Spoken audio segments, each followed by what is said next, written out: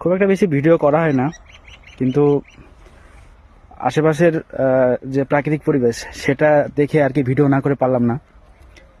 আমি আর কি মাঠে আছি এখন। এখানে পেঁপে গাছ লাগানো হয়েছে, আর মধ্যে মধ্যে আর কি মটরশুঁটি। এটা পুরোটাই আমাদের জমি। আর এর পাশে এই যে সামনে একটা টিনের শেড আছে, এটা আমাদের লেবু বাগান। এখানে লেবু গাছ লাগানো হয়েছে। এখানে আর কি নতুনভাবে ফুল আসছে। এরপরে 1-2 মাস পরে হয়তো লেবু ধরবে, বড় বড় হয়ে যাবে, রস রস হয়ে যাবে ভেতরে, খাবার উপযুক্ত হয়ে যাবে। এখন অনেক কাঁচা। আর পরিবেশটা আর কি অনেক সুন্দর এখানে।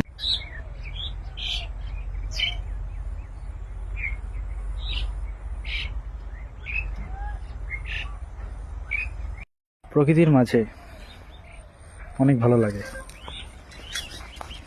এই যে গাছ থেকে আর কি পাতা ঝরে গেছে, নতুন পাতা আবার গজাবে, ফুল আসছে, ফুলের একটা আলাদাই রকম সেন্ট।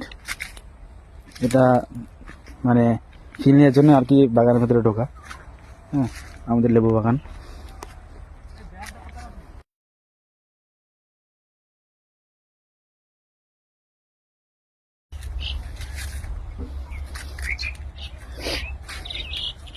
খুব সুন্দর সেন্ট।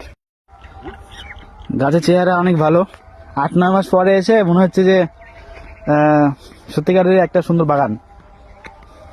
বাগানের মতো লাগছে। এই পরিশ্রম আছে বুঝলা। কিছু বলো তোমার চাষবাস নিয়ে।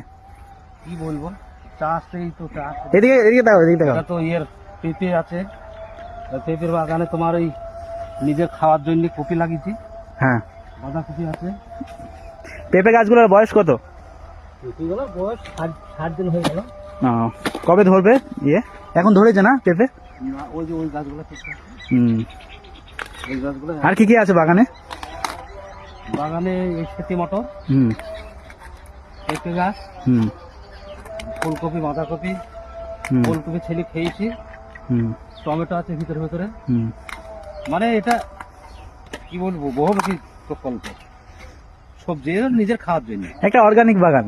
অর্গানিক, হ্যাঁ, রাসায়নিক সার ছাড়া অর্গানিক ভাবে আমরা এই চাষগুলো করি নিজের খাওয়ার জন্য। সারের উপাদান কি ভেতরে? সারে কি কি দেওয়া আছে?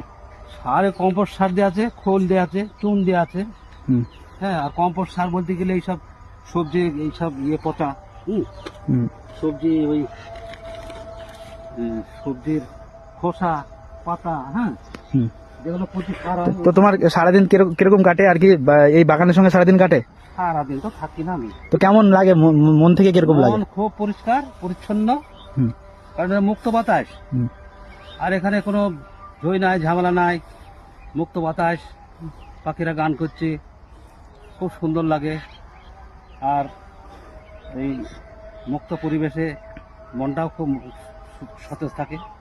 আর এইসব ফসল এগুলো আমরা করছি। ওই যে তোমার পিছনে লেবু বাগান আছে, তাই তো? লেবু বাগানের কি অবস্থা এখন?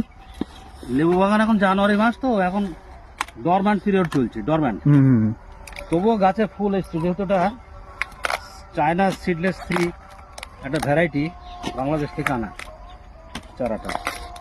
এটা 12 মাস হয়। এখনো কিছু হয়েছে, হয়নি তাও নয়, এখন হাতে ফুল আসছে গাছে। পাতা ঝরছে না গাছের? এখন পাতা ঝরছে, এখন পাতা ঝরছে। এই যে কপিটা, এই কপিটা পোকা লেগেছে, তার কারণ আমি তো বীজ মারিনি না। পোকা লাগলেও আমার অসুবিধা নেই, আমি কেটে বাদ দেবো, দিয়ে ভালো অংশটা খাবো। তাতে কি হবে, পেস্টিসাইডটা আমার ক্ষতি করতে পারবে না, বুঝতে গেল? আমাদের পিওর একটা জিনিস। এই যে এখানে পোকা আছে, এই যে আর যদি বীজ দিতাম তাহলে এই পোকাটা থাকতো না। এর বাজারে যেগুলো কিনতে পারে সেগুলো খুবই টাটকা মনে হয়, কিন্তু টাটকা থেকে এগুলো ক্ষতিটা বেশি। এত সিদ্ধ হয় বলো না, এতে কোনো রকমের রাসায়নিক সার। পেঁপেতে কিরকম ফলন হয়? পেঁপেতে এক একটা গাছে 1 কুইন্টাল করে হবে। এটা তো পুরনো গাছ। নতুন গাছে ছোট ছোট গুলা না? এটা নতুন গাছগুলো, এই যে ছোট ছোট গুলা, এগুলা এরকম সাইজের হবে, তারপরে পেঁপে ধরবে। বড় না হলে তো ওয়েট নিতে পারবে না। গাছে তো মোটামুটি 100 দিন বয়স হয়ে গেলেই ফেব্রুয়ারি মার্চ থেকে ইয়ে হবে, ফলন এসে যাবে। আমাদের গ্রামের মাঠ, বিকেল বেলায় গ্রামের মাঠের দৃশ্য। যারা সবসময় গ্রামে থাকেন তাদের কাছে হয়তো বিশেষ কিছু ঠেকবে না, হ্যাঁ, কিন্তু আমি তো বাইরে থাকি না, আর অনেকদিন পর পর বাড়ি আসি, সেই জন্য আর কি ভালো লাগে প্রাকৃতিক দৃশ্য দেখতে, চোখ জুড়িয়ে যায়। এই যে, আর শীতের সময় তো অনেক অনেক কিছু হয় জমিতে, সেগুলো দেখতে আরো বেশি ভালো লাগে। সুন্দর পরিবেশ, হ্যাঁ।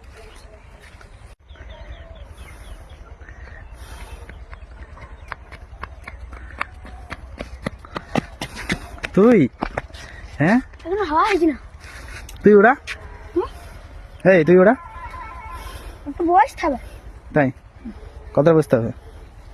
হাওয়ায় যখন হবে তখন উড়াও, দৌড়া দৌড়া দৌড়া দেখি, তখন হবে না, এখন উঠবে না তো, বাতাস হয়ে না, বৈশাখ মাসে উঠাতে হবে, এই মাসে উঠবে না। কত উড়াও। তো বেশি কিছু হয়তো বলতে পারলাম না গ্রামের সম্বন্ধে। গ্রামের পরিবেশ, গ্রামের প্রাকৃতিক পরিবেশ, গ্রামের মানুষ, গ্রামের মাটির গন্ধ, তারপরে হচ্ছে গ্রামের পরিবেশ, এগুলো নিয়ে আর কি কিছু বলার থাকে না আর কি। এখানে সব কিছুই অন্যরকম। এই যে হাঁটছি গ্রামের আল ধরে, খুব ভালো লাগছে আর কি অনেকদিন পর গ্রামে এসে। ভিডিওটা করলাম, সবাই এনজয় করবেন ভিডিওটা দেখে।